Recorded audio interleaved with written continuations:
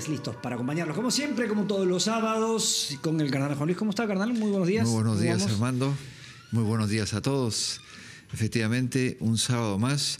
Yo quiero agradecer al empezar el programa que el día de ayer, 3 de julio, que cumplí 27 años de obispo, pues muchísima gente me llamó, me escribió, me envió saludos. Yo desde aquí quiero agradecerles a todos y reiterarles que con su oración y con su amistad, este trabajo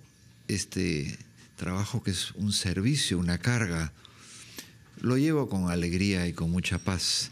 Por eso, gracias de verdad a tanta gente, no solamente en Lima, en Ayacucho y de fuera del Perú, pero son momentos de la vida ya, 27 años. Que comenzó como auxiliar de... Empecé auxiliar de Ayacucho, ¿no? Así es. Y después de arzobispo de Ayacucho y después en Lima. Recuerdo esos años tan difíciles al empezar en Ayacucho, años de enorme violencia y soledad. Ahí me inicié como obispo, en la soledad de un pueblo maltratado por la violencia. Y bueno, no voy a entrar a este tema que sería muy largo, pero sí decirles que han sido años en el que el servir a Dios y el servir a las enseñanzas de la Iglesia han tenido su precio. Muchas veces en estos años se ha querido como que la Iglesia no hable tanto. ¿Por qué? Porque veo que las costumbres se alejan un poco de Dios, ¿no? Entonces, el defender a la gente que no tiene voz, el defender a esas grandes mayorías de los pueblos más lejanos, de la gente más pobre, ha supuesto muchas veces una reacción en algunos grupos políticos o grupos mediáticos. Yo ya honradamente pasé la página hace mucho tiempo, pero evidentemente creo que es necesario, más que nunca, que la voz profética del Papa Francisco, que justamente nos visita, vaya teniendo eco en la voz de los pastores. Es decir, que nosotros hagamos eco a ese llamado del Papa a que la Iglesia tiene que armar lío, así dice, tiene que salir, tiene que ser misionera. O sea, tiene que estar en permanente misión de anunciar esa buena nueva. Les guste o no les guste, sea bien o mal recibida, pero es un deber. Y esto el Papa lo está haciendo y lo va a hacer en estos días que nos visita, ¿no? Ahora, con matices o sin matices, porque hay quienes dicen, bueno, el problema no es de pronto lo que se dice, sino cómo lo dice. Sí.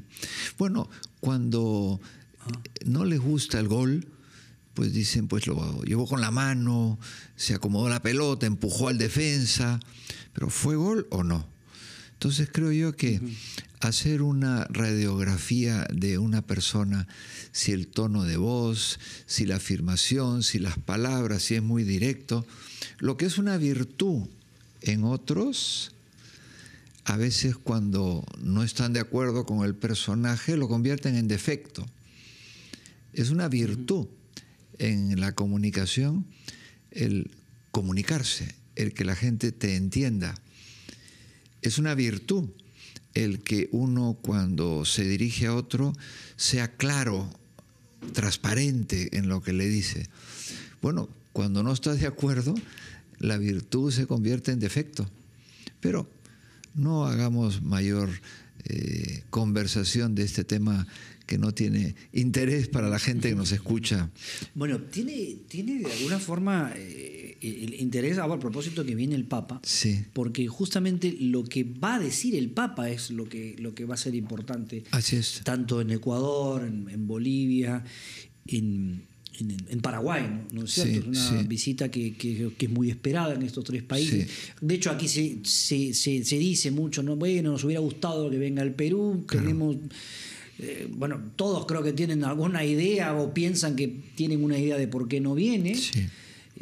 Mira, entiendo que va a venir, pero no. Pero hay que ser más... A ver, ¿cuándo es la que uno se pregunta? Hay que ser más realista. El Papa no puede venir a toda Sudamérica. parecería lógico que primero hubiera ido a su país. Hay 1000 respuestas, pero no fue. Parecería lógico que fuese, por decir, a Colombia, donde está la Conferencia Latinoamericana de Obispos, el CELAM. Tampoco. Podría haber ido a Chile.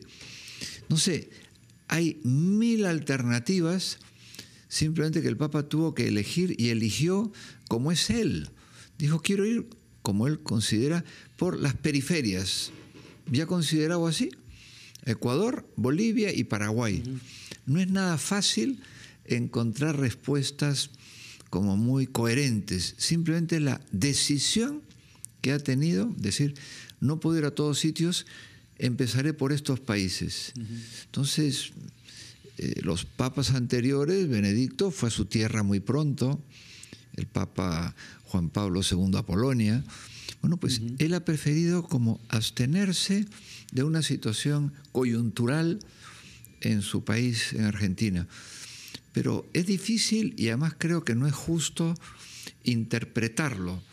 Oye, interpretar las visitas del Papa, decir a dónde va o a dónde no va, como un mensaje a los obispos de esos países es, digamos... Es absolutamente falso y manipulado, como quieren hacer aquí. Pero no es verdad. Es decir, aquí hay una manipulación que la he leído en algunos sitios y que felizmente hace poco uno de los arzobispos que ha estado con el Papa, Monseñor Barreto, lo acaba de aclarar cuando le han hecho esta misma pregunta. Dice, bueno, el Papa no puede estar en todas partes.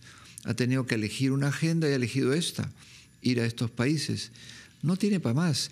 Deberíamos alegrarnos de que visite el continente americano y entender, sino que cada país cree que es el centro del mundo.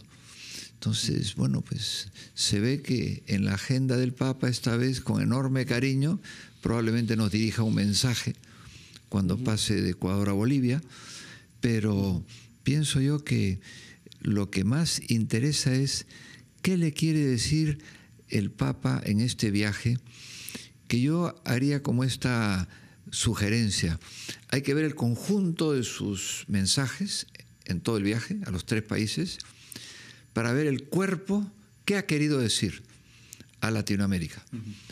Y en segundo lugar, qué le ha querido decir a cada país, tal vez en alguna particularidad.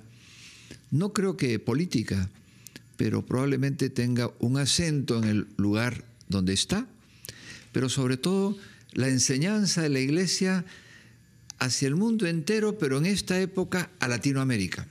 Entonces, yo creo que hay algo que me atrevería a, a insinuar sin tener ninguna información. El Papa conoce perfectamente Latinoamérica, es argentino, y él sabe que muchas veces en estos ambientes latinoamericanos se ha pretendido imponernos modelos que no solamente no están adecuados a la vida y a la tradición de nuestro pueblo, sino que pretenden cambiar las costumbres de nuestro pueblo. Entonces, creo que de alguna manera va a hacer una defensa del continente latinoamericano, continente de la esperanza, continente misionero, continente en crecimiento, y al mismo tiempo hacer ver cómo ese progreso económico, social que ocurre en Latinoamérica no tiene que ser con un malograr nuestras costumbres de lo que es la familia o de lo que es la vida, lo que es el matrimonio, ¿no? Vamos a hacer una pausa y vamos a seguir conversando, amigos, en este diálogo de todos los sábados con el cardenal Juan Luis en un momento.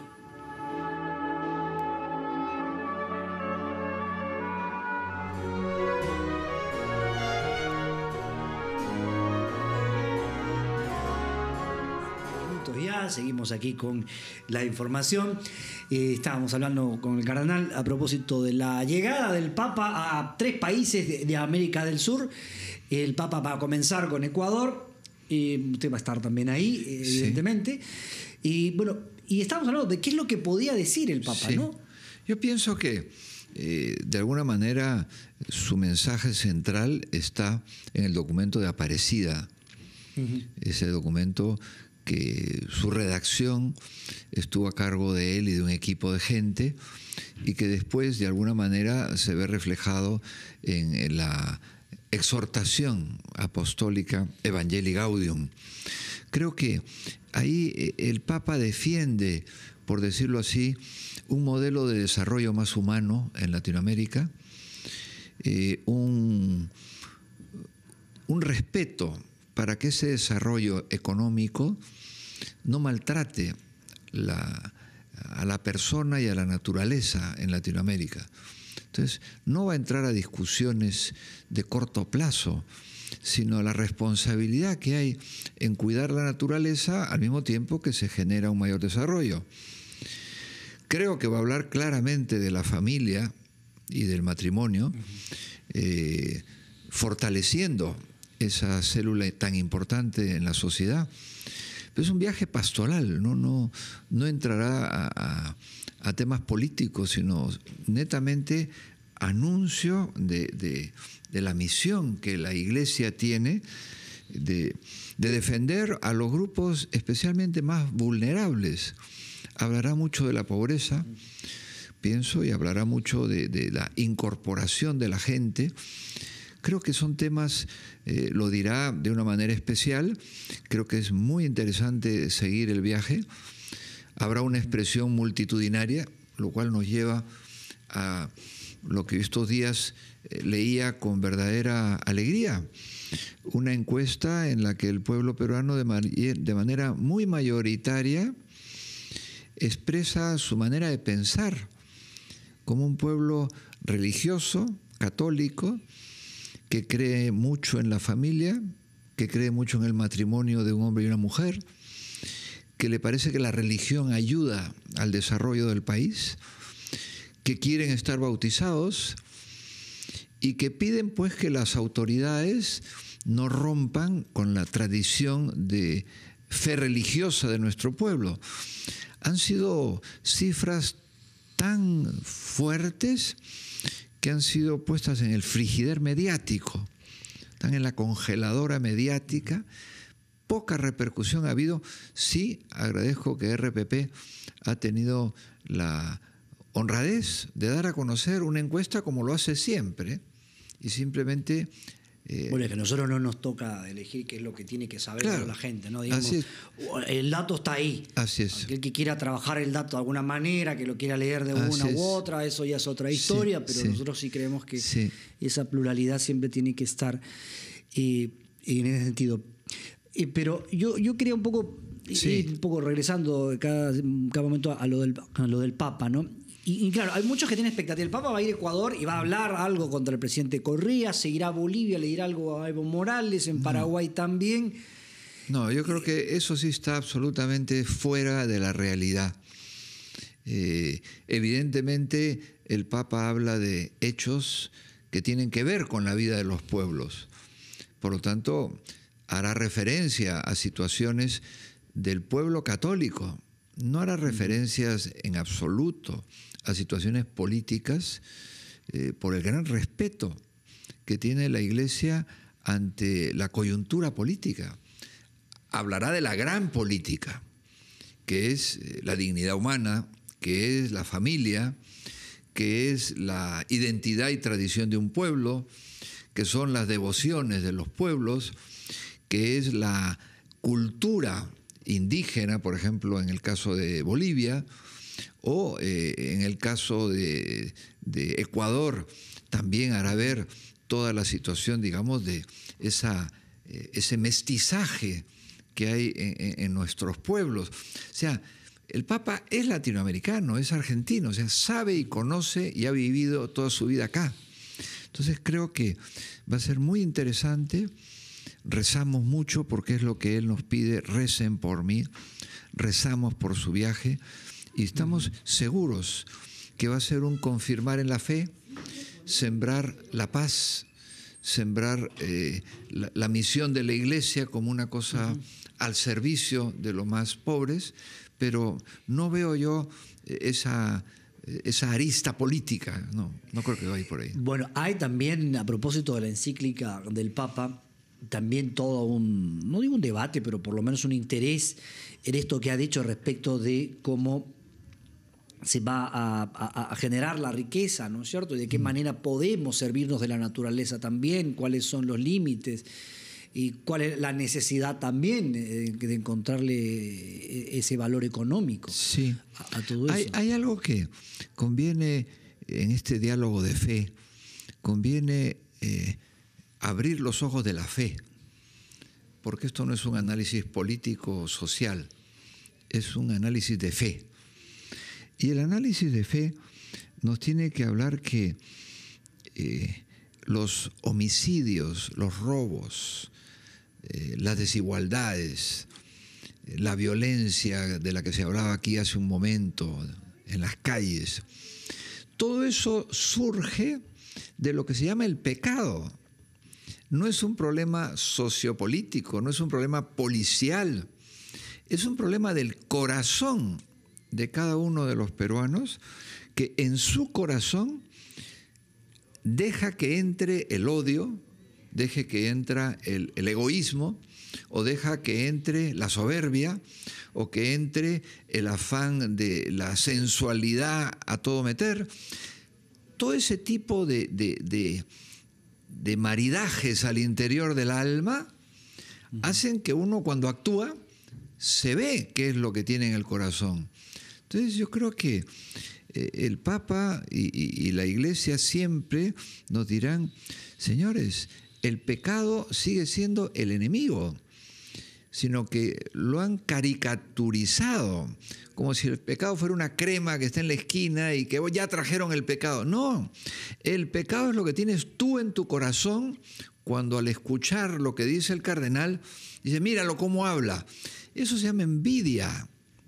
O cuando no le pagas bien a aquel empleado, eso se llama ser injusto. Y cuando peleas o maltratas a tus hijos, eso es ser deshonesto, eso es no ser un buen padre de familia. Y cuando escribes mentiras sarcásticas, ¿no?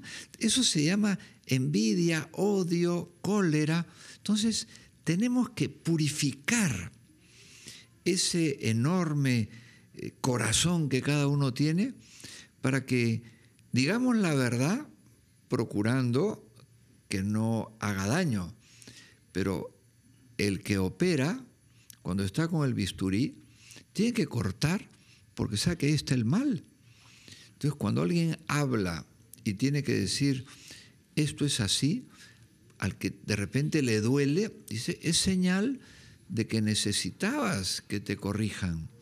Pero si no entendemos que la oposición a la justicia, al desarrollo, a la paz, se da en el corazón del hombre, que lo decía San Juan, te lo leo aquí, cuando dice, es la concupiscencia, que es esa tendencia desordenada a tu propio egoísmo, a tu propio poder, a tu propia verdad, es decir, querer imponer en el fondo una gran soberbia que se manifiesta muchas veces en la falta de fidelidad en el matrimonio, en el hurto, el homicidio.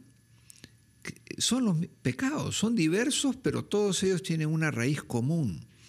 El demonio, que el 90% de los peruanos cree que existe el demonio se mete en el corazón y nos quita la alegría, nos quita el deseo de saludar a otra persona o de respetar la opinión de otro. Entonces, creo yo que ahí está un poquito el tratar de decir, es del corazón de cada uno de nosotros de donde salen estas políticas, las políticas públicas, las leyes injustas, la inseguridad ciudadana.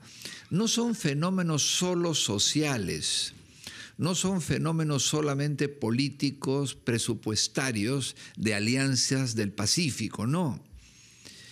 ¿Cuándo haremos una alianza del corazón de los hombres con nuestro Padre y Pastor Dios?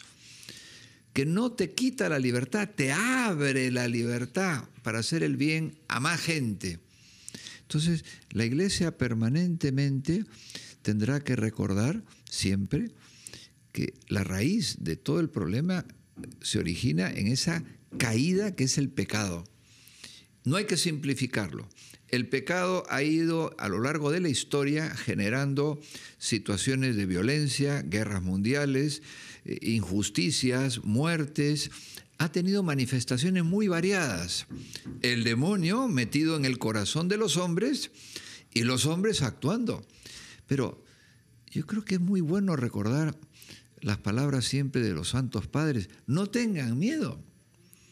Dios ha vencido al demonio, pero ahora lo deja en manos de nosotros el ponerlo en práctica en estos años, en estas fechas, aquí y ahora. Esa responsabilidad la tiene cada uno. Cada taxista, tú puedes poner miles de indicaciones en las calles. El chofer, si quiere, va a ir a la derecha y va a bajar la velocidad y no va a estorbar a nadie.